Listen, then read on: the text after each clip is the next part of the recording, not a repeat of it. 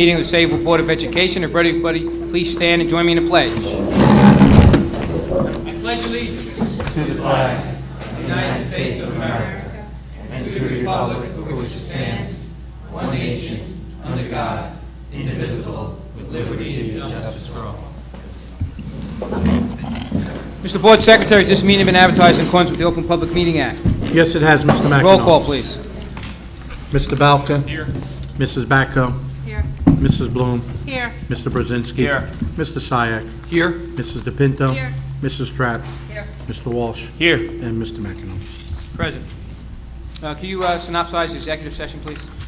In executive this evening on the personnel, including but not limited to agenda items, a grievance hearing for May 19th, increment withholding for 2 members on the agenda, discussion about non-renewal list, under attorney-client privilege, Lang versus Sayreville Board of Education, under negotiations, the arbitration hearing with the SCA. Thank you. Dr. Lab, you have a presentation for us. Yes, sir.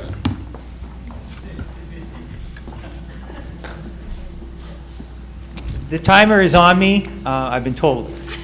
I will be brief on what we decided to do. Mr. DeAndrea did a wonderful job of giving me some slides for our budget hearing presentation, and we found a little time, so we made a video for you.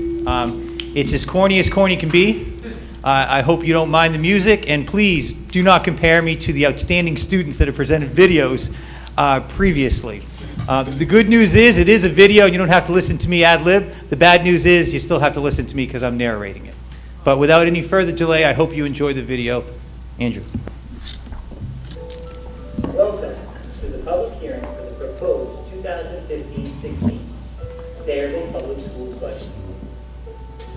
It has been a long and arduous 2015-16 school year, full of both successes and unfortunately major challenges. However, today we can officially begin our journey to the 2015-16 school year. As inevitably, the show goes on. The development of any budget requires collaboration. Therefore, we would like to thank the members of the Sayreville Board of Education, Most people get the first name wrong. our administration, faculty, support staff, and the public for your input, guidance, and support. We would especially like to thank Mr. DeAndrea, our business administrator, and the entire Board of Education Finance Committee for all their hard work, many hours, and dedication. In Sayreville, our mission is to educate today's learners to be tomorrow's leaders by providing all students with a high-quality, challenging education that instills character and enables our students to compete successfully in the 21st century. In the spring of last year, the Sayreville Board of Education developed a new long-range planning vision called Vision 2030. In essence, this vision recognizes that our current first-grade students will face many challenges and obstacles when they graduate from a post-secondary education program in the year 2030. And thus we are committed to the holistic development of them and all of our students so that we can provide them with the specific skill sets, character traits, and values that they will need to become successful members of a very competitive global workforce, as well as conscientious and contributing citizens of a very diverse community now and up to the year 2030. In the fall of 2015-16, the Board of Education approved several goals, one of which was to promote the future academic success of all students as evidenced by the achievement of several objectives. We also identified several other goals, such as to develop an efficient and fiscally responsible budget, to increase staff morale, and to enhance school climate. When developing a budget, student enrollment figures are naturally very important. In 2015-16, we are projecting an increase in enrollment by about 44 students. We began the budget process with our kickoff on October 21st. We then proceeded to present 9 focused workshops to the public during Board of Education meetings, concluding with the preliminary approval of the 2015-16 budget during the March 17th Board of Education business meeting. During this process, we faced significant challenges, which immediately placed us over our 2014-15 budget by about $4 million. In fact, even with our 2% tax levy increase and the $400,000 we had in bank tax levy cap, we still found ourselves unbalanced by about $2.4 million.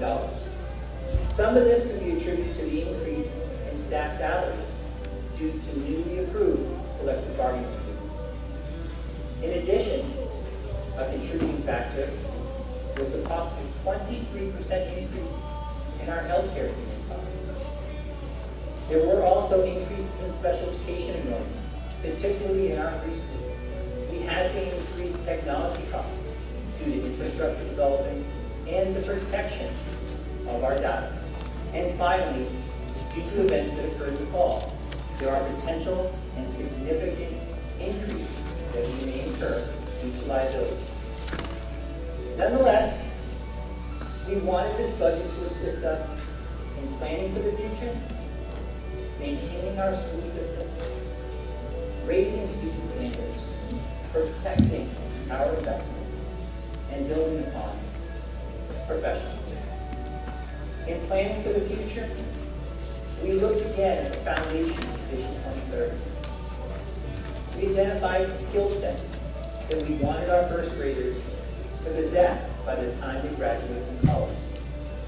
Skill sets such as critically analyzing complex text, synthesizing information from that text in order for them to compete globally, service-oriented occupations, to develop stronger mathematics skills and more advanced understanding of applied science concepts so that they can again compete globally for engineering, architectural, and biomedical jobs. And finally, to possess a high level of proficiency in technology and to develop their social and emotional competence so that they can become successful and productive citizens, including digital citizens, in a technology-advanced and very diversified 2030 society.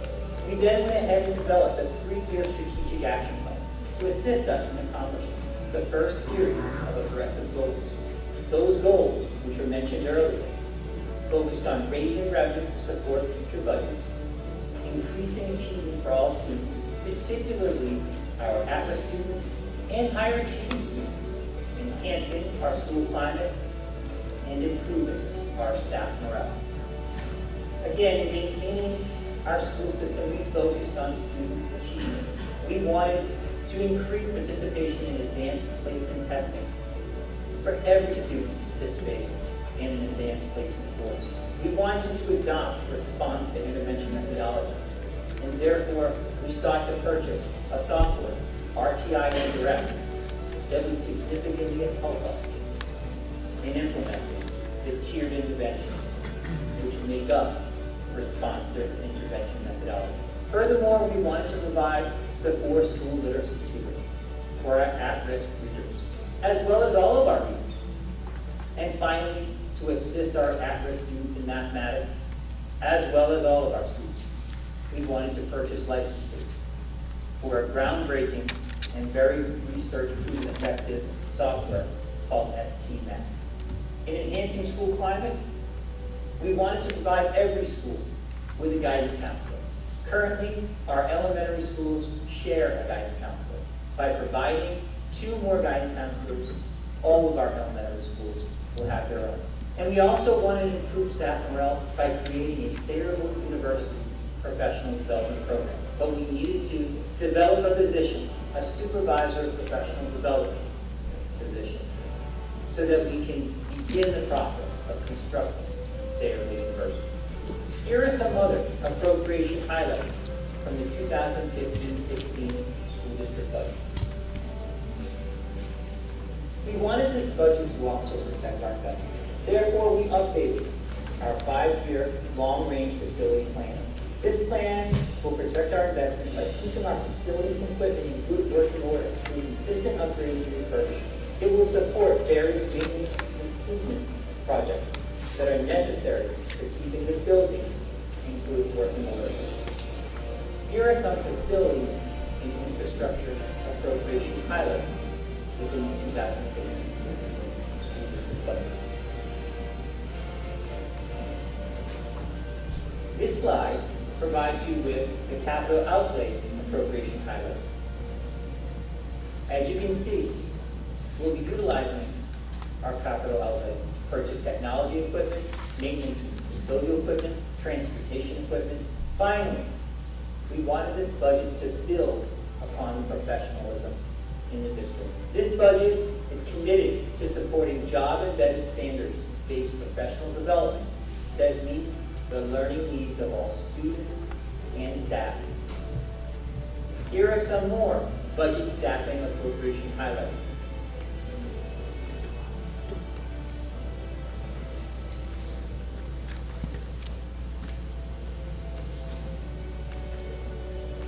This slide demonstrates the proportion of personnel costs. Notice that more than half of our appropriations go toward instruction. About a quarter will go toward our health benefit premiums.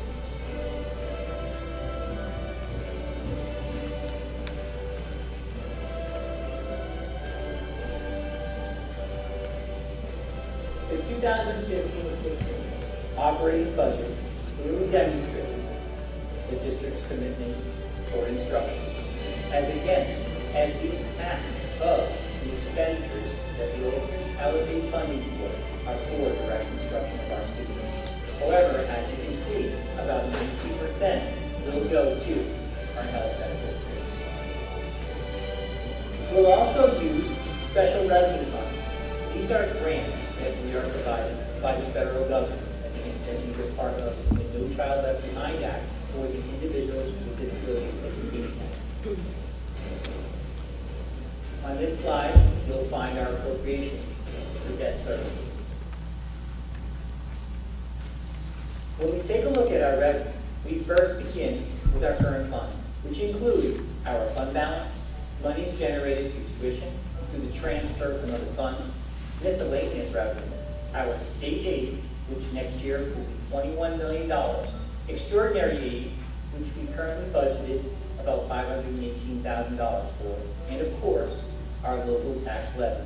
Our total current fund revenue will be $82,606,996.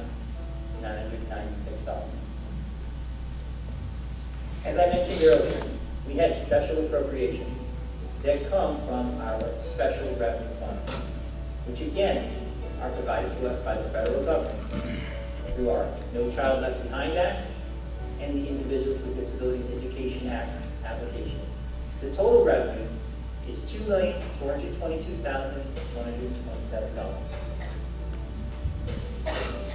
Finally, our debt services fund consists of fund balance, debt service aid, and our local tax levy.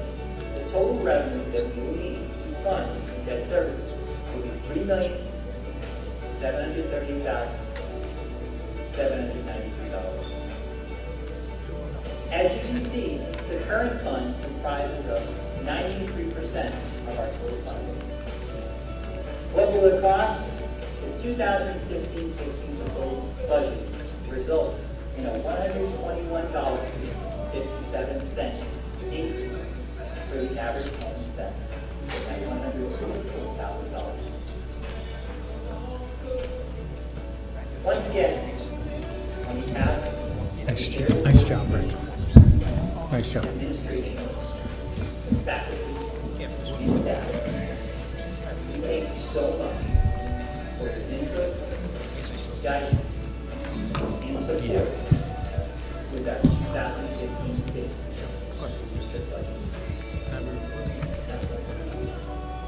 Any board questions on the budget before I open up to the public on any budget questions?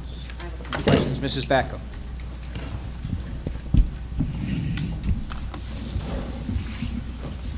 You have here a supervisor of professional development. Since it's not a new position in the budget, is it safe to say it's a change of title? That's actually one of the job descriptions that we're going to ask you to approve tonight. It's the supervisor of professional development / middle school. Right, but it wasn't specifically stated that way in the budget. So what, there has to be something going away if this is coming in, The right? science supervisor. Science supervisor, the retirement. Yes. Any other questions? Can I want to ask, the other job description on the agenda tonight, where does that replace? That is replacing the athletic director. We're combining the duties of the athletic director with student services and extracurricular activities. Okay, so the expectation of these two new jobs, do we have to remove the old titles from?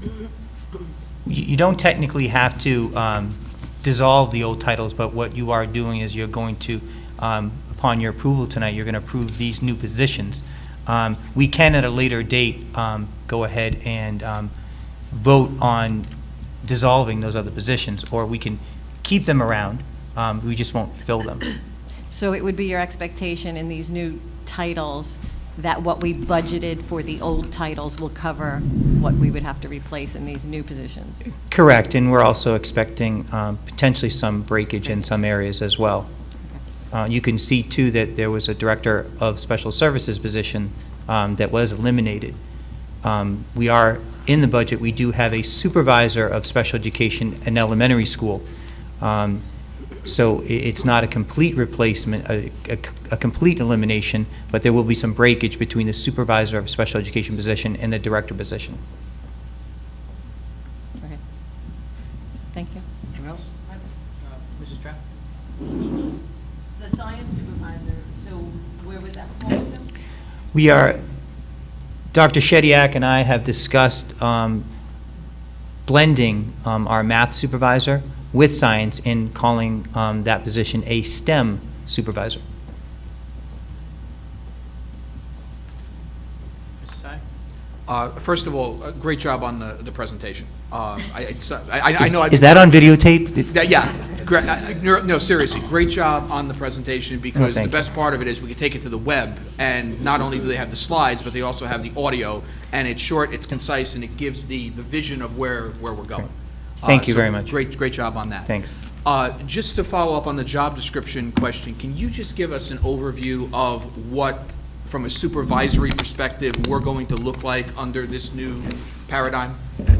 We haven't worked out all the kinks yet, but essentially what we'll have, what we're looking to have, is a supervisor of language arts, which would include English language arts and world language, as well as a STEM supervisor, which would include mathematics and science, and potentially some business positions. We have someone that's going to be taking on the responsibility of our media arts in the elementary school, and that's our technology program that we're going to be implementing next year. Our media specialist will be teaching specials.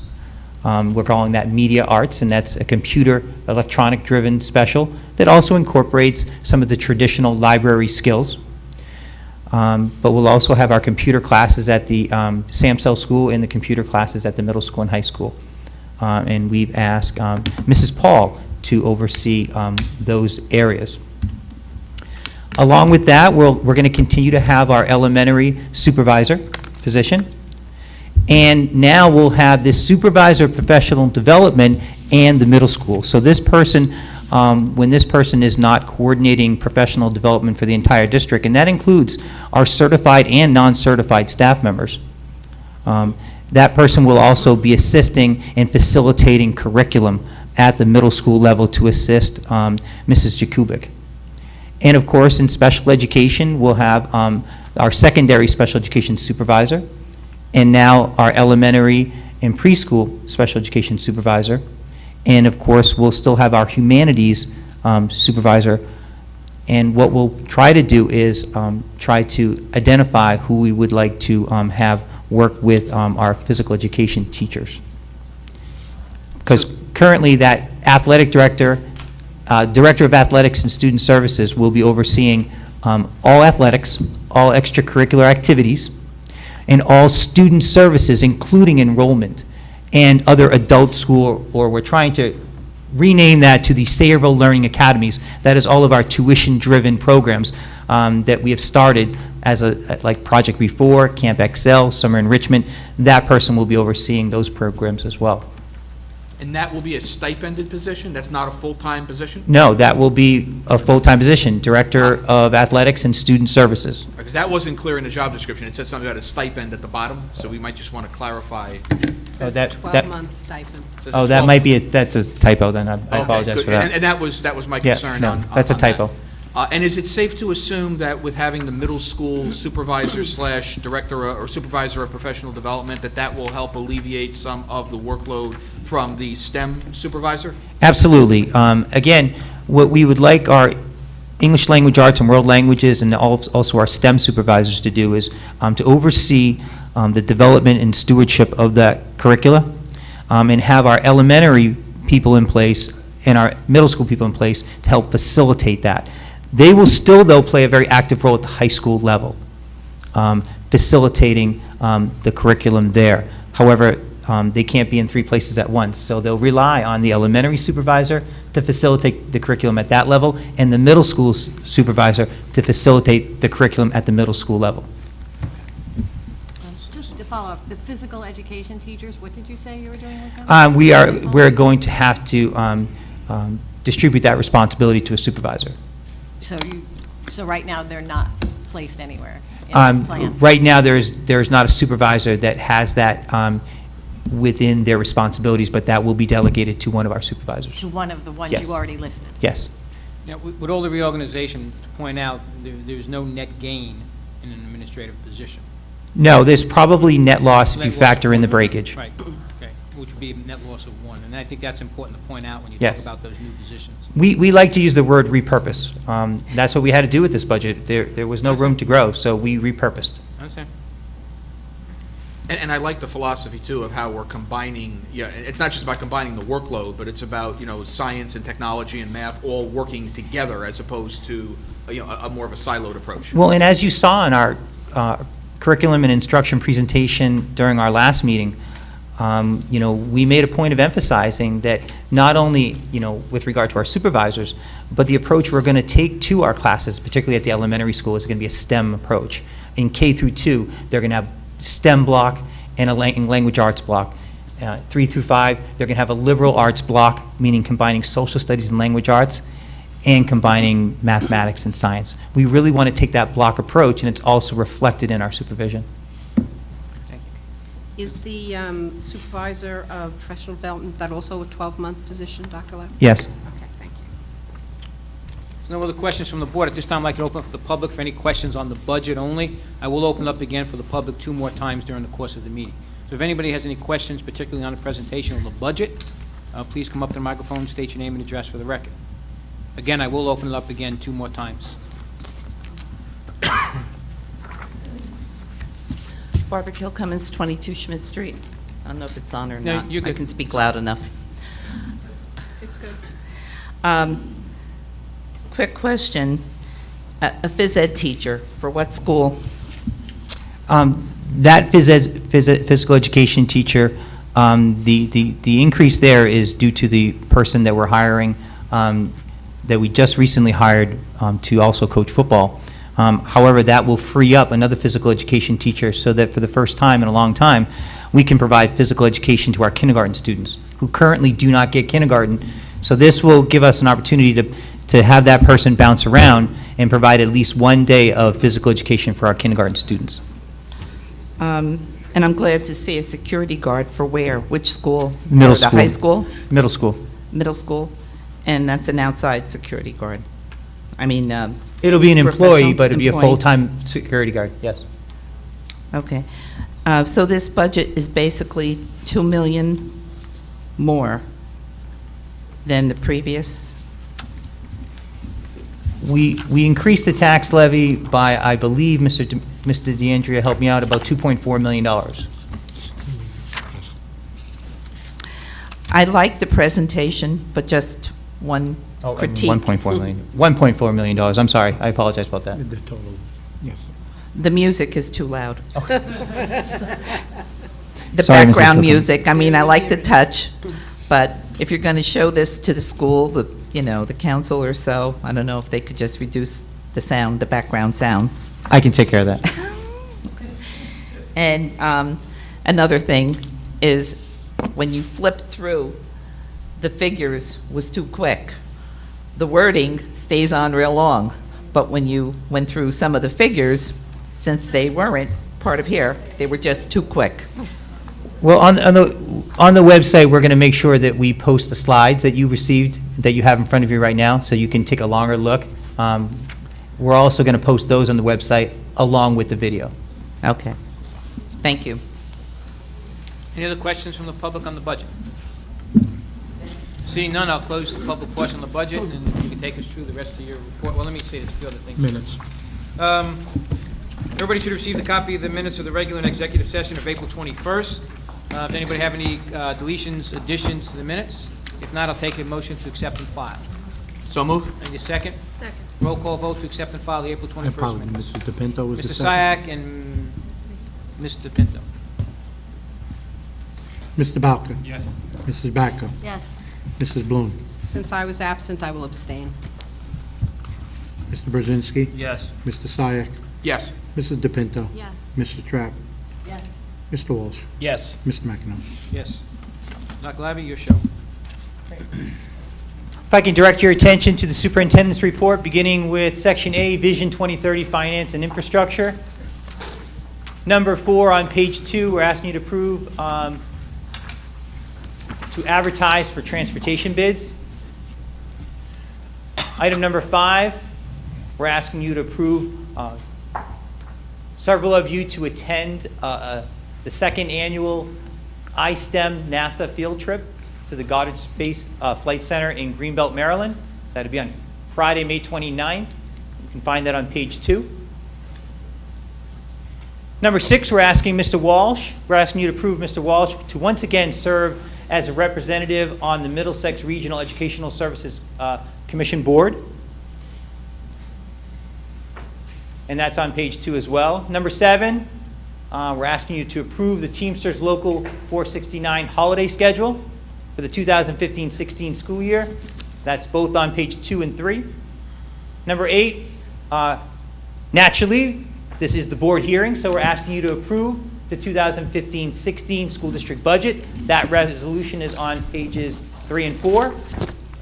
Item number 10, we're asking you to approve a joint transportation contract with South Amboy for a preschool student that we have attending our schools.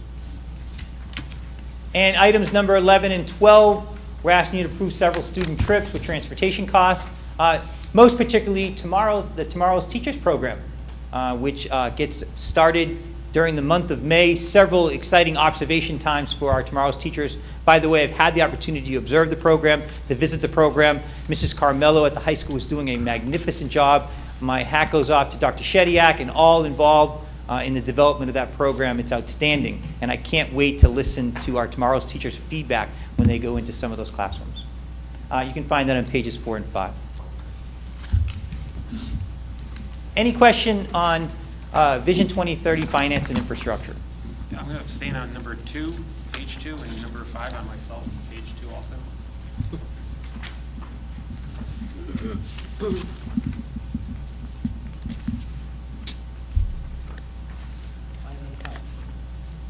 you vote for yourself on something Yeah.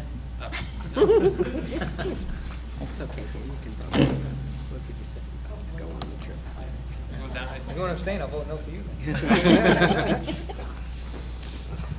Seeing none, Vision 2030 Student Achievement. We're asking you to approve the revision of the 2014-15 calendar. My error, I didn't realize that we actually traditionally have taken 3 half-days. So on the calendar, there were 2 half-days. So we added that third half-day for this year. That will be on the 22nd, 23rd, and 24th. Item number 2, which is on page 5, approval to revise the 2015-16 school district calendar, again, to include the 3 half-days at the end of the school year. Item number 3, approval of the Sayreville War Memorial High School Marching Band to compete in to attend a competition fundraiser on September 20th. You can find that on page 6. Item number 4, approval of Education First Tours to conduct an information meeting at the high school on June 9th. And that, I believe, is in room A90.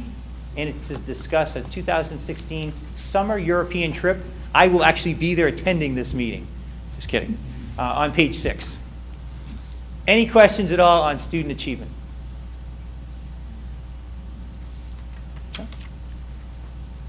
Governance, we have several policies that we're asking you to approve for a second reading tonight. Principal evaluation, that's both a policy and regulation. Evaluation of teaching staff, again, a policy and a regulation. Intervention and referral services, that is just a policy, as well as the alternative education program policy and home instruction policy. These are for second readings.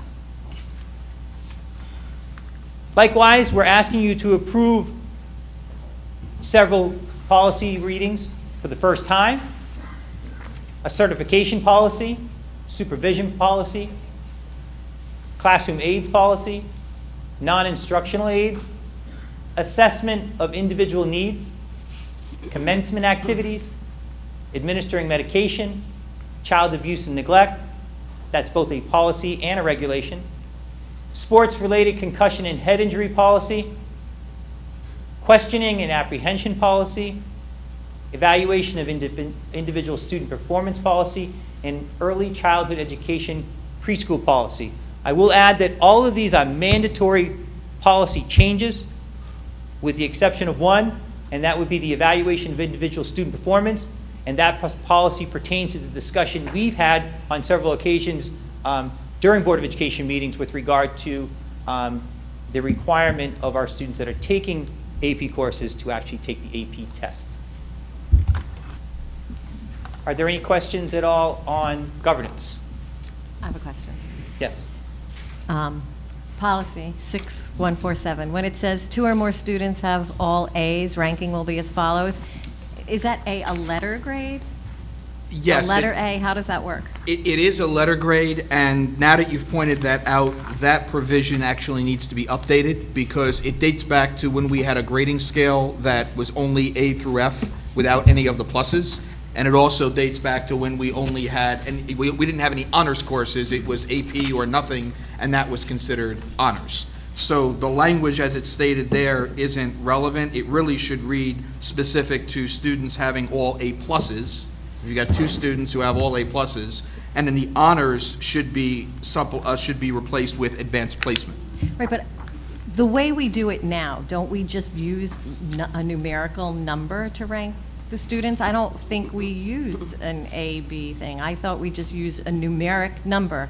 And you get a numeric number, and the higher the numeric number is, the higher your rank. So Each letter is correlated back to a grade point, right, which but is on the is this previous whole page. E relevant at all to the way we do it now? I mean, it just seems to complicate it. Well, the question becomes, what do you do if you and it's a small percentage now, but what do you do if you have 2 students who go through their entire high school career with all A pluses? But an A plus is a 97 through 100. Correct. So you could have Right, someone could have with a a higher 98. numerical 98.9 versus a 97.6. Right, the only time you would have if you had a tie where 2 people had the exact same numerical number to how many decimal places we go. So I'm sure, I mean, if that should happen, then I think you could have all these other criteria, but other than that, what do we need What this do teachers for? plug in report That's- cards, numerical grades or athletic grades? Teachers plug in numerical, Right. but the GPA, Dr. Shediak, is calculated based upon the letter. So if I have an A It has to plus, be numerical. whether it's a 97 or a 99, it's the same point award for the GPA.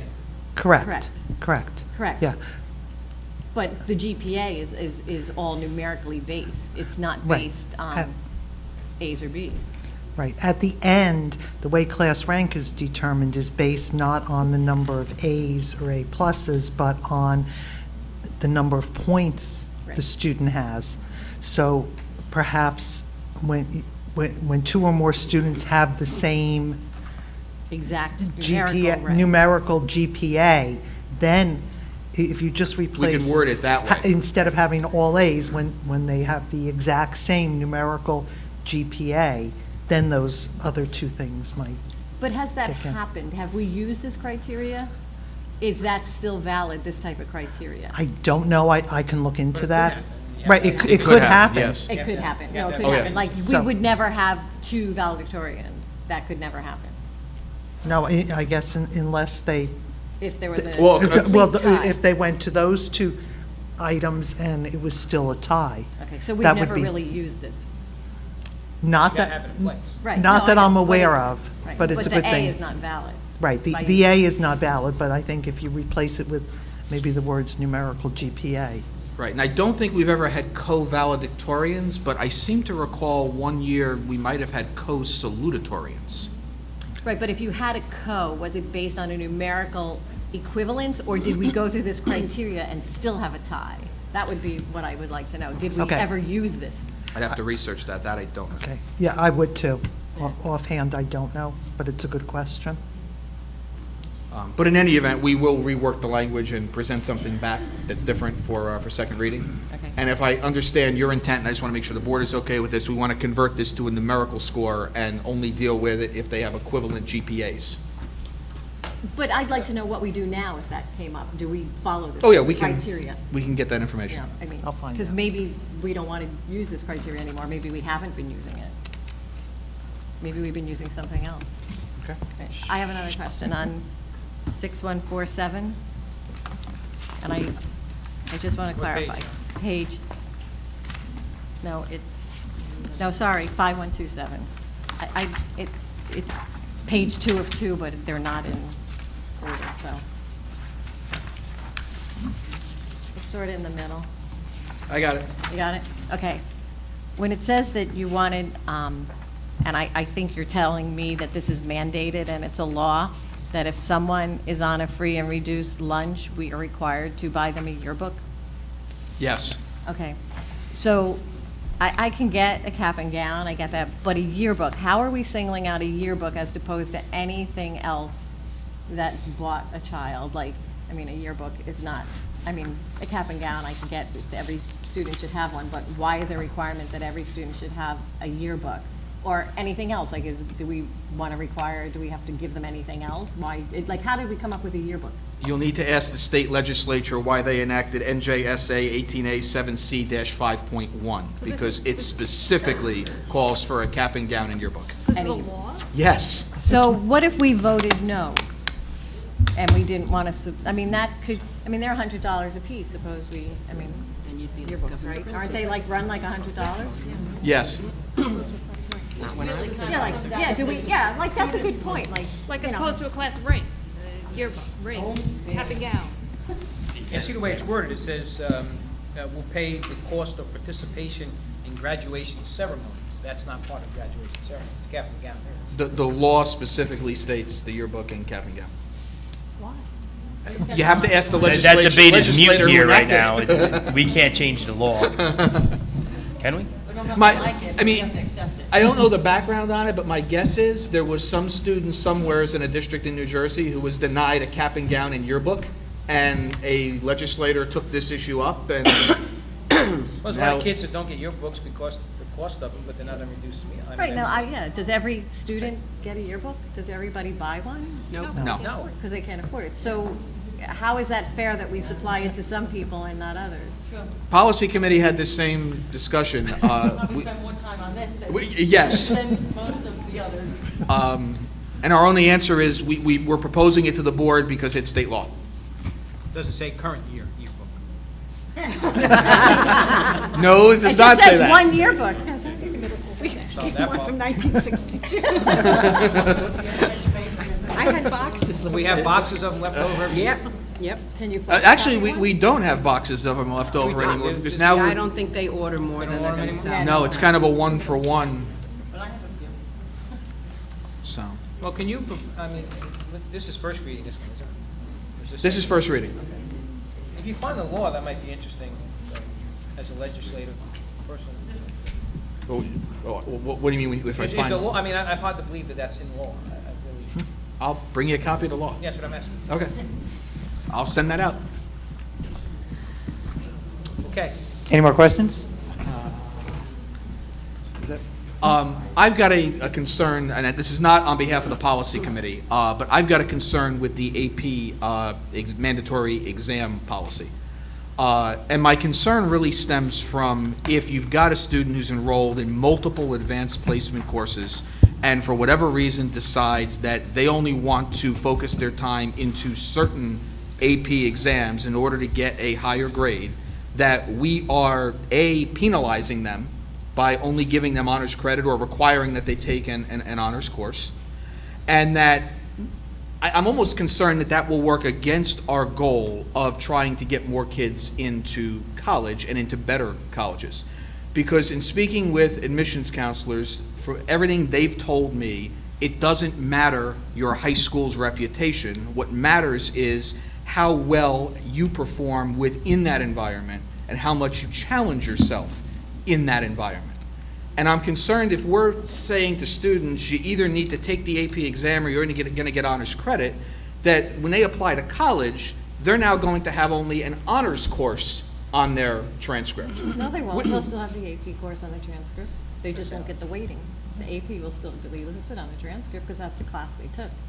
But that was not, Dr. Labby, I think what you had said during the policy committee. I thought you had No, indicated. I never said that. It's always going to be on the transcript. They're just not going to get the quality points that they would get for the AP course. But if they take the course, it goes on their transcript with the grade that they got on it. But they're not going to. We're still penalizing the kid with the GPA. The piece. quality points, yes. The quality points would be different, but they would have the AP course on their transcripts with the grade that they received in the class. But their GPA would still be lower. The quality points, yes, for the grade. All right, that sounds better than what I initially understood this to be, but I'm still concerned about the GPA penalization piece, especially when, I think it would be different if they were taking the AP exam and we were getting the results back and we were using the assessment as part of some type of indicator of success. But we don't get the AP exam results back until July. One of the things I had thought about, if the board is interested in this and still wants to drive students towards the AP courses and taking the exam, is do we want to look at our exemption policy and require our AP students, if they want to be exempt, that they need to take the AP exam? Because then there's no GPA penalization associated with it.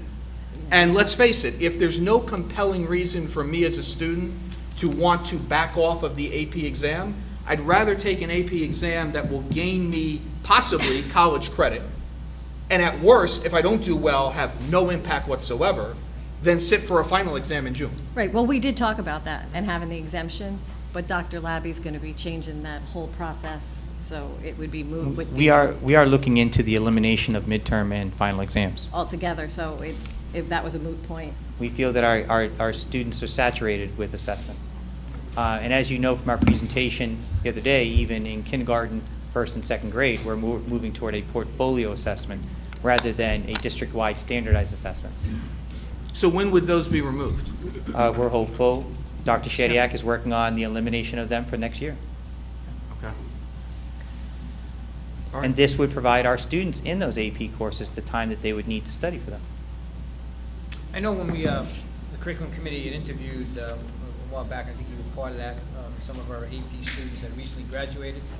And one of the things they said when we asked them why they didn't take all the AP exams was because of the cost. So if you're taking 5 AP courses, you're looking at $450 of test fees. So our thought was we would pick up the cost of those and let the kids know from the beginning that if you take the class, you have to take the test, and we're going to pay for it. Now, we determined from the conversations last week that those scores are not automatically sent to a college. The student can opt not to send those scores to a college. So I see no disadvantage of not taking the test. And the other point that we talked with the curriculum committee is, how do we evaluate our AP program? Let's say if we have 15 kids in an AP class and 9 decide not to take the test. How do you evaluate the value of that AP course if you don't have any feedback. And these are your top academic kids, you know. And if you look across the board at our AP scores, which we've analyzed over the years, they're really good compared to other districts in our district factor group and even outside of district. So the only way we're going to find out whether this doesn't work is to actually do it. But I think letting people know up front that this is the deal is a lot different than midway than saying, oh, by the way, if you don't take the test, this is the case. And I think that the fact that those scores do not go to the college, you're really not hurting the student, in my opinion. So, and that was the rationale we used. It was a cogent argument when we had it, and I think it still is. And I support paying for the exam, that's not a question. I certainly support paying for the exam, because like you said, if that's the barrier, let's remove the barrier. I just question the value of mandating a student to take the exam when, like I said, they may want to focus on other aspects of the AP, especially if they're enrolled in multiple courses. Right, but a lot of the curriculum changes that are being made, those AP classes will be spread out over more years than they are now, because we're moving certain classes lower and lower. So you'll probably see more students taking AP at a younger age now. So I think those classes will be spread out more. And we may find out we have AP classes that we might not offer anymore too by doing this. I mean, things might change. Remember, But- this board, about 7 years ago, we adopted the policy that we reimbursed students for 4s and 5s. And that was money well spent. And now we increased it again and said we're going to pay for everybody's AP exam. I would challenge you to find any district that even reimburses for 4 and 5, then if alone pays for your students to take the AP exam. So I think it's not, I don't think it's going to be a problem. I might be wrong, but let's try it, let's see. And again, the paying piece, I just want to make it clear, is not the issue. I understand what you're saying. My concern is the mandating that you must take it regardless, when there may, like I said, be legitimate reasons why they don't. But I just want to address another comment you made about admissions at colleges. So you're going to tell me that admissions counselors told you that it doesn't matter what a school offers, it just matters what they take. So if we had a high school that offered no honors classes, no AP classes, and that student ranked 20, and a similar school offered the same thing, and that other student had a class rank of 20, but was able to take all of these, they're going to choose, who are they going to choose? They're going to choose the student from the school where they were able to take a more rigorous thing. And I remember this even at the Middlesex Academy of Math and Science. One of the problems with their profile was they have English there, okay? So it's, in a school of that, in a magnet school like that, English is what would, our honors AP English would be here, but they don't call it AP. And there was a profile instance there. That profile had to be changed because that was hurting the kids in that school because they were thinking, oh, they don't have AP English there, and none of the kids are taking it. But in fact, their English was AP just by the nature of that school. So that, what you have in your profile and what your school offers is going to make a difference. And I've thought of that exact extreme example, and I would tend to agree with you. There's got to be some equalizing factor. And I almost wonder if that equalizing factor is the one piece of data that we don't have, which is if a student is applying to Rutgers University or Yale University or Princeton, and I'm assuming that they do, does that school look back over the last 7 to 10 years and say, okay, what is the type of student that I've gotten out of Sayreville? What was their GPA? How did they perform? How many AP courses did they take? And then, how well did they do at our university? I have to assume that as a university is looking at comparing schools, that that's probably the best indicator of success in terms of how are the students that we're getting from that particular high school performing in our environment. And you think they do that? And you think they do that? I have- That's a good question. You think they're I don't doing know, but you know what? They've got all that data. If I'm an admissions officer trying to get the best students in my school, especially in highly competitive schools, why would you not use it? I have to think that that fits in, and we don't know how, and I'm not criticizing us, and a lot of, most districts, if not all districts, don't know what percentage of our students graduate and need to take remedial courses. We don't know that. And I'm assuming that, especially in the elite schools, would have a play into how well Sayreville ranks compared to a North Brunswick or an East Brunswick. We don't know how many, what percentage of our students graduate from a 4-year school once they leave here by school. I'm assuming that would factor in. Well, the admissions officers that you spoke to, I think that would be a good question to call them back and ask them. Unfortunately, I didn't think of it until after I spoke with them, but I can certainly do that by the time we get to the second reading. So, yes, I did. How many AP courses did you take? I didn't realize my student records would be on public I'm just display. asking. To make a point. My senior year, I took AP Calculus, I took AP History, because at the time it was offered, AP English, and there was one more that I'm AP missing. something else. You take all the exams? Yes, I did. Why? Why? Because I was hoping to get a high score. Okay, there you go. And unfortunately, I didn't get college credit for any of them, which So- kind of speaks to the fact that maybe I should have narrowed my You scope. took AP Calculus. Yes. Take another point. And you went to Rutgers and got a degree in electrical engineering. Correct. It's the hardest engineering discipline, in my opinion. If you apply to that college and they see on your transcript you took AP Calculus, Mr. Sack, why didn't you take the AP Calculus exam? First of all, My point? I was accepted to Rutgers before I took the AP exam. Well, you understand my point, is that that's expected at that level of education, that you take the AP exam. And even if I had my own kids were in that situation, take the course, take the test. And I think that's our philosophy. Okay. It seemed to serve you well. So Well, why deny others? other than the fact that my parents had to pay for humanities course and a calculus course because I didn't get a score of 4 or 5 on the AP exam, but Now I'm feeling bad. I'll get over it. Stop clapping. Are you sure? Because I'm enjoying this conversation. I'm sure you are. Mrs. Stratton. I have a question. So the students that are picking next year's schedule, do they know that that they may not be having to take? Yes. Final? Mrs. Sokola, the guidance department director, the guidance director was at our meeting, and we made it very clear, and she sent the word out. those are 2 different questions, I think. Yeah, she was asking those kids know they're doing a schedule, they have to take the exam.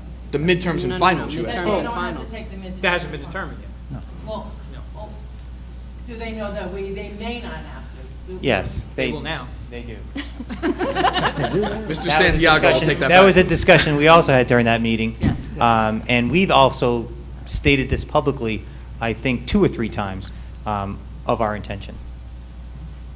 It was stated at a previous meeting. But I Matter of think fact, the- it was I in think the the- last presentation. But I think the curriculum committee At the needs to last discuss it meeting. I again. think it was a 45-minute Yeah. presentation. Yeah. Might have been on page, 45. Okay, Dr. Lappy? Okay, thank you. Moving along to Vision 2030 personnel, and I'm very happy for some very special people. I want to bring your attention to items number 1 through 3, but I'm also very sad for the school district because we do have several very, very important people who have been extremely instrumental in Sayreville, have decided to retire. And as I said, we're really happy for them, but we're sad for us. Beginning with Deborah Glacier. For over 35 years, Mrs. Debbie Glacier has been educating the students of Sayreville. She has most sincerely enjoyed her experience as a first-grade teacher at the Truman School, where enthusiasm and warm personality have motivated her students to be successful learners. Mrs. Glacier has the ability to create an engaging class culture, to be sensitive to the individual needs of her students, and to connect with them through humor, praise, immediacy, and clarity in order to sustain a positive and interactive learning environment for all in her class.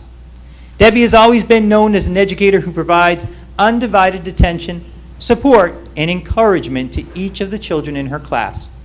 For these years of experience to our community, in which she has been a constant in the lives of her students, Mrs. Debbie Glacier is recognized as being one of Harry S. Truman's greatest resources. Congratulations, Mrs. Glacier.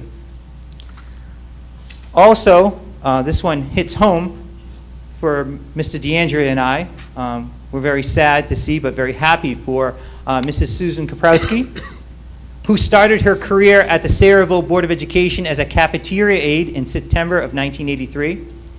She then took a break, but returned in September of 1993 to her current position as administrative assistant in the business office. Mrs. Kaprowski's main responsibilities included ensuring substitute teachers were in place for teachers who report out and coordinating health benefits for the school district.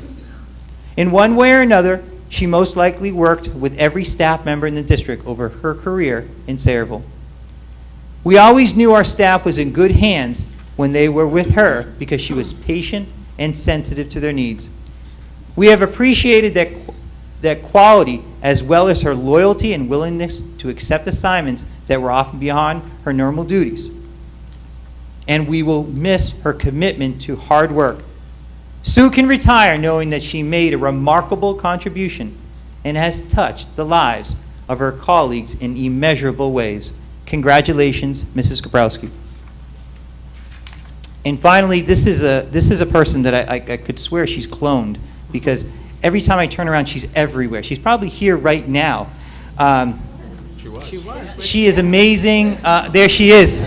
There she is. There's Karen. She is incredible. We went to the Hall of Fame dinner, and there she was. I go to Samsung, and there she is. She's everywhere.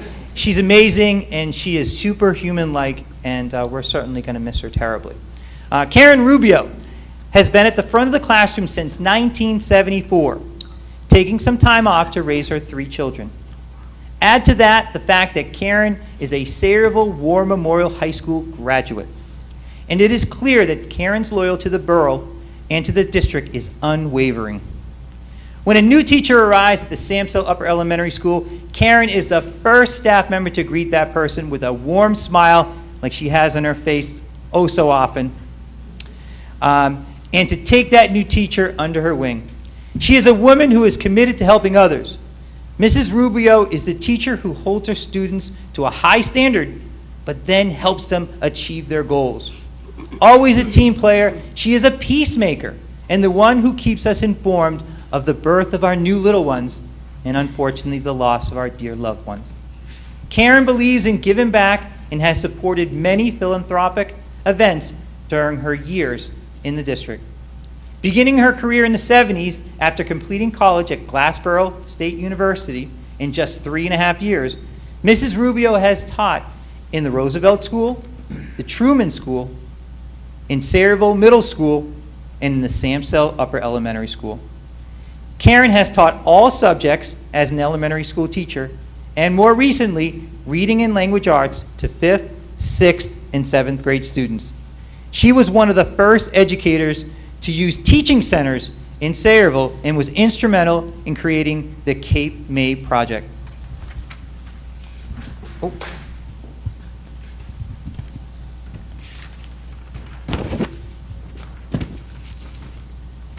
Karen is an active and involved member of the National Education Association, the NJEA, and of course the Sayreville Education Association, and can be found working as an SEA officer and building representative, as well as a committee chair for Pride, the Memorial Day Parade, and the Holiday Parade of Lights Committee, as well as the SEA Get Out and Vote Committee, the Family Reading Night, and has served also as a PTO liaison. Having devoted so much of her career to the children of Sayreville, as well as to the teachers who look to her for guidance and reassurance, it is bittersweet that we wish Mrs. Karen Rubio all the best as she leaves the Samsel Upper Elementary School for the days of relaxation and calm to come. Karen, we will miss you, and it will be extremely difficult to find someone who offers so much of themselves and is so unselfish. We thank you from the bottom of our hearts for all that you have given over the past 40 years. Congratulations on your retirement, Mrs. Rubio.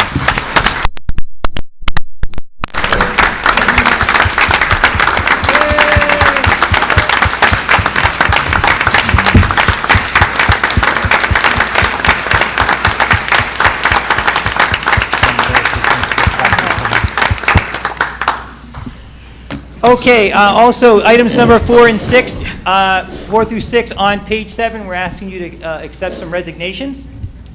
Items number 7 and 8, we're asking you to approve some leave of absences, as well as some changes to some recently approved LOAs.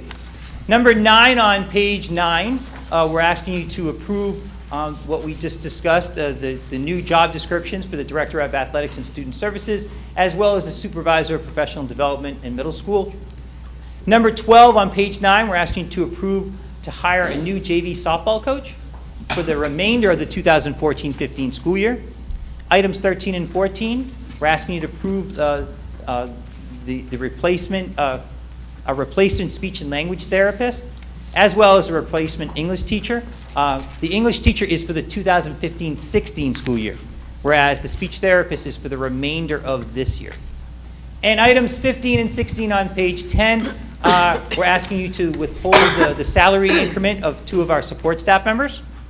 And finally, item number 17, we're asking you to approve several professional days, and that can be found on pages 10 and 11. Any questions on Vision 2030 personnel? Mr. McEnroe? Mr. Sy? I'd just like to congratulate Mrs. Rubio, who was actually my reading teacher back a few years back. That probably doesn't hold as much prestige now that I said that I only got a 3 on the AP exam. However, it held a lot more prestige about 30 minutes ago before I said that. But I remember Mrs. Rubio in our class, very dynamic teacher, very passionate about the subject matter with which she taught. But beyond that, I've had a chance to get to know her as a colleague in my role as a school board member. And Dr. Labby, you're right, she's everywhere. Yep. Whenever I turn around, she's at an event, she's at a function, active in the community, and your retirement, while well-earned and well-deserved, will certainly leave a void here that will be difficult, if not impossible, to fill. And Congratulations. just as what was written, I won't forget the fact that while I did get a chance to meet all of our board members first, Karen happened to be one of the first people that took it upon herself to introduce herself to me and take me under her wing when I started, and I'm going to miss her because of that. And I just want to comment also, I think I was even in that class with Kevin Sayak. Mrs. Rubio was, you wouldn't believe it now because she looks so young still. And but she was one of those teachers that you remember your whole life, and probably one of the main reasons I wanted to go into education when I did. And the cycle was kind of complete. I got to teach her son, who was a fine young man, a great kid himself. And you will be missed. It was a pleasure being your student. You still intimidate me a little bit. But I couldn't even spell AP, so I didn't take any, no, that's not true. But I didn't take any AP courses, but really my education served me well. And thank you for everything, not only as a student, but for all our students here at Sayreville. I would like to welcome Debbie, Susan, and Karen to retirement. It's a wonderful thing, unless you decide to do this. But that's okay. I have to say that Sue Kaprowski, wonderful. When I started here, I started subbing, and Sue would call. I'd say, don't call me, and she'd call. But Karen, of course, was special because she was my secretary when I was president of the SEA, and efficient, always would give me a little nudge and a little piece of paper with stuff written on it. Don't forget this, remember this. So she was my right-hand man. And I think we've still maintained a good relationship, and I'm hoping that we will be good buddies in retirement. And I know that the kids will miss her and her colleagues will miss her. Anyone else? Okay, any questions, comments of the board on the agenda before I open up to the public? Seeing none, I'll open up to the public for any questions or comments on agenda items only. I will open up again to the public for any business that will come before this board.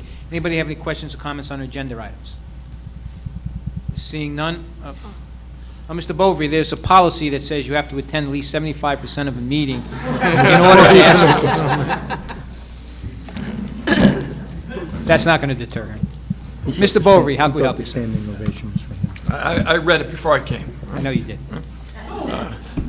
John Bovary, 1210 Harbor Club Drive, right? One of the policies, I don't know the number, Kevin, the AP exam policy, whatever one that is over there on that table, right? This is first reading, and I was up here, this is an old topic from last time, right? No matter how you slice it, this is still a potential penalty for kids that don't deserve a penalty. There's no other way around that. But I did check into it, right? The AP grades never have to be told to colleges, okay? You know, there's very few colleges asking for the AP exams, right? We, or the board, suggested the reason for this was to improve our high school profile, correct? That was one of the... Well, one, yeah, Right, oh, right. you know, maybe one of the major reasons? I said one of. Yeah, okay. Other reasons would be? AP scores, have our brightest kids take the exam. I think another one that's really important to me is the evaluation of our AP program. Okay. All right. How do you get a copy of our high school profile? Excuse me? How do I get a copy of our high school profile? And who in the district is responsible for creating it? Everything guidance. Because it is self-creating. I think guidance, is that Ms. Doctorson? Okay, so I can get this from Donna Skoll? Okay, thank you. All right. And on that same note, this all came up as a topic from Dr. Labby on one of our students not getting into an Ivy League school, potentially in part because of weak credentials in AP. Dartmouth has made a decision as of last year to give no credit for AP exams, 5s, 4s, or anything, because they believe that the high school curriculum doesn't match their college curriculum, okay? Just as a footnote, okay? And this other thing might be, I don't know if it was on the agenda, I apologize, right? Do we have feedback from last month's meeting on the statewide percentage of 8th graders in Algebra 1 and district factor group? No, I saw the email, but I didn't read the article yet. No. I know the question you asked about to the math supervisors. That's Yeah, what I it asked is. the Yeah. math I'd supervisor have to about the state pass that over numbers for to Algebra 1. Do we have Dr. them? We don't have that information. Okay. Thank you, John. Anyone else about agenda items only? Seeing none, I'll accept the motion to file and accept the superintendent's report. So moved. Need a second? Second. Need a roll call vote? I heard Mr. Walsh. Mrs. DePinto. Mrs. DePinto moved and Mr. Walsh second. Yeah. Mr. Bauka? Yes. Mrs. Bacco? Yes. Mrs. Bloom? Yes. Mr. Brzezinski? Yes. Mr. Syak? Yes. Mrs. DePinto? Yes. Mrs. Stroud? Yes. Mr. Walsh? Yes. Mr. McEnroe? Yes. Finance and infrastructure, Dan, you have anything else you want to add other than the budget briefing? Okay, again, I echo Dr. Labby's comments. Having attended that one meeting, I know how laborious that process is, trying to establish a budget, and I wish you a lot of luck next year. Student achievement, we haven't met since the last time we had a discussion. Policy, I think we policied our out. Oh, yeah. And personnel, anything happened between this meeting, last meeting with personnel? No report this time. We'll meet again Okay, in so we're 2 moving right weeks. along. The delegate to New Jersey School Board Association, I know there were 2 issues that you wanted to raise. Yes, I sent out a email yesterday to the Board of Education regarding the items that are coming up at the Delegate Assembly. The first one deals with the change in the elections for officers. I'm assuming that the board is fine with that and doesn't have any concerns. Okay. The second issue dealt with a proposed resolution whereby NJSBA was recommending, well, first of all, the Lindenwold Board of Education submitted a resolution to the New Jersey School Boards Association suggesting that NJSBA take a position that there should be no lame duck period between when the November elections are held and in January when school board members are sworn in, and that local boards of education should have the authority to basically install their new membership upon certification of the election results, which would be a week or 2 after the general election in November, very much consistent with the way we used to do it when elections were in April. NJSBA is recommending that the policy be opposed, basically by virtue of the specific facts surrounding the resolution being brought forth that are specific to the Lindenwold Board of Education. But considering the issue globally, I'm wondering if it is not a bad idea to eliminate or restrict or reduce the lame duck period between when school board members are elected and when they take office. And I just wanted the Sayreville Board of Education's direction on how I should vote. Should I support eliminating the lame duck period and have people installed ASAP, or should I oppose the resolution and leave things as they are? What says that we can reinstate, sit a new board after the November election? What says that we can? A different NJSA. What? A different NJSA other than the one that we talked about before. State law.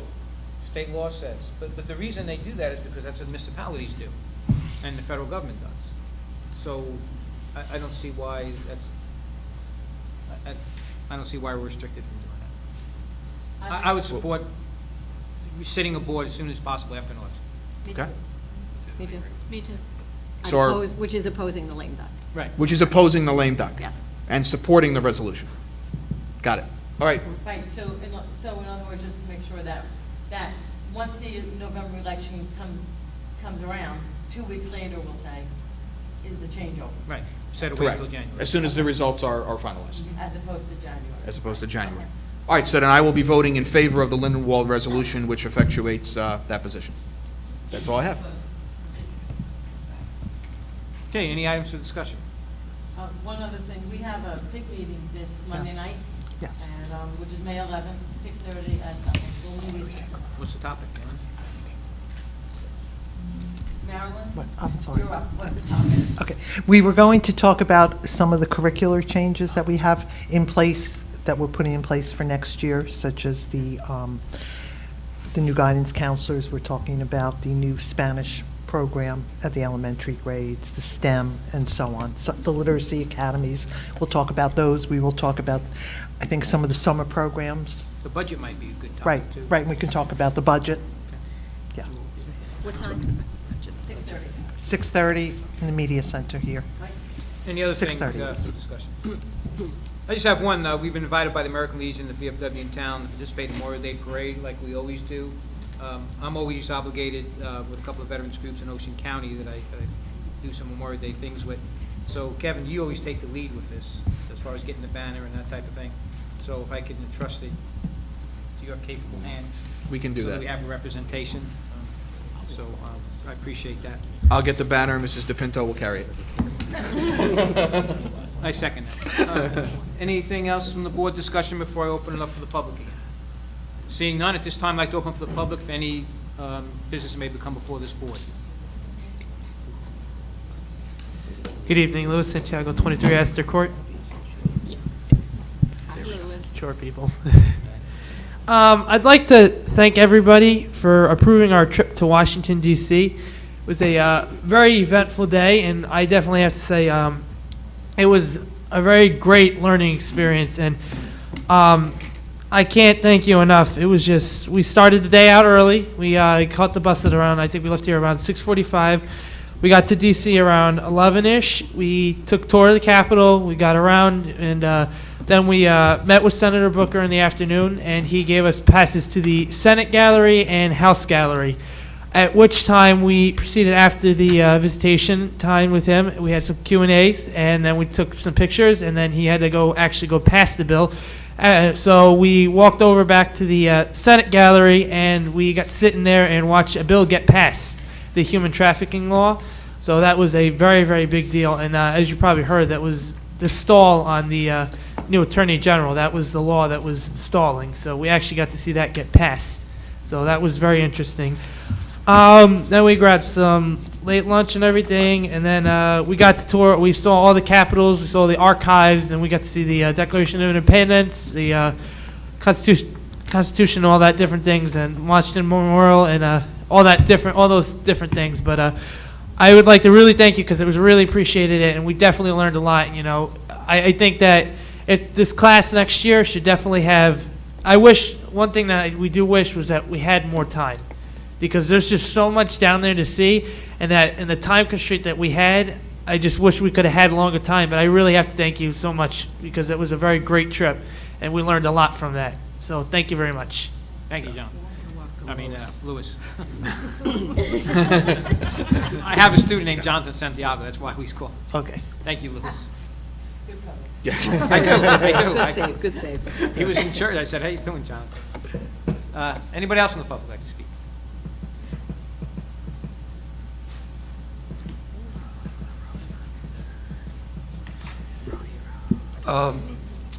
Coming here for the last 45 minutes, I was driving, and so I was late.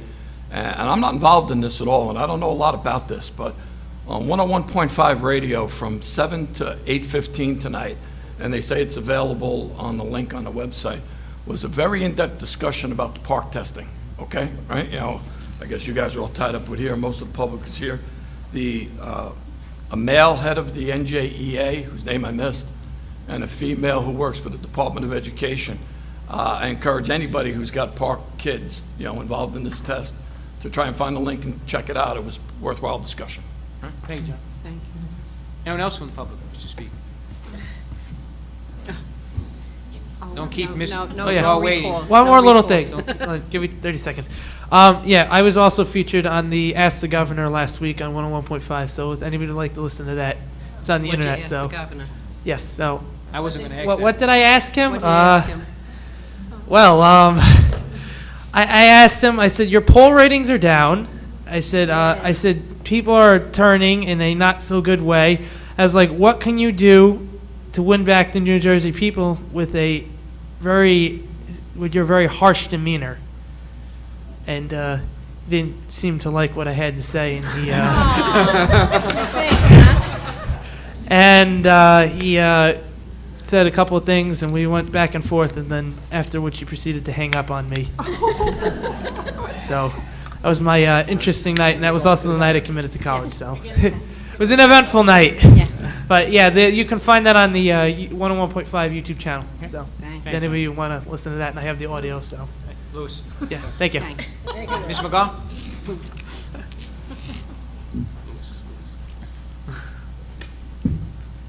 Sarah McGaw, 106 Nickel Avenue. I'd like to talk a little bit about the STEM program, how it relates to our elementary tag program.